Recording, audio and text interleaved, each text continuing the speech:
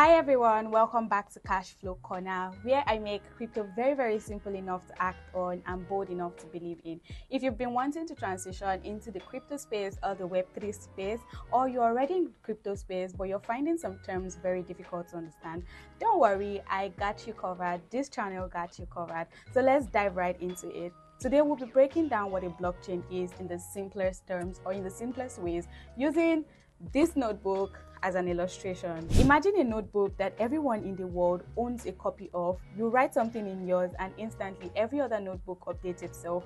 No secrets, no erasing, no cheating. That's basically how a blockchain works. Now let me define what a blockchain is in simple terms. A blockchain is a shared digital notebook. Every time a transaction happens, it gets written inside. Everyone owns a copy of it, but no one can secretly change it.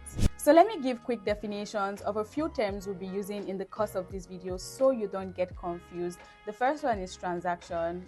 Basically a record of something happening. Second one is decentralized. It means no single person controls it. Third one is transparent. It means everyone can verify the records. And the fourth one is secure. That means it is very hard to alter. Let me give a quick illustration here. Think of a classroom where everyone owns their notebooks. If Johnny gives Sarah one pencil, everyone writes it down. If Sarah later comes up to say, oh, Johnny didn't give her any pencil, the whole classroom can open their notebooks and prove otherwise. That's how blockchain keeps things honest. Now, in case you're wondering, why does blockchain even matter? I'll explain. First off, blockchain is decentralized.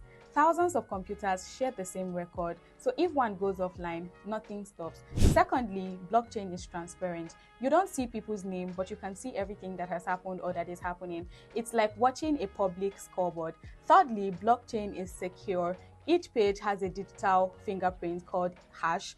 If you try anything, it breaks, the fingerprint breaks and the network rejects it. In case you're also wondering, how does this connect to crypto? When you send or receive crypto, that transaction gets written on the blockchain notebook. Miners or validators confirm it. Once approved, the copy gets updated. This is why crypto can work without a bank, because the blockchain handles trust and record keeping.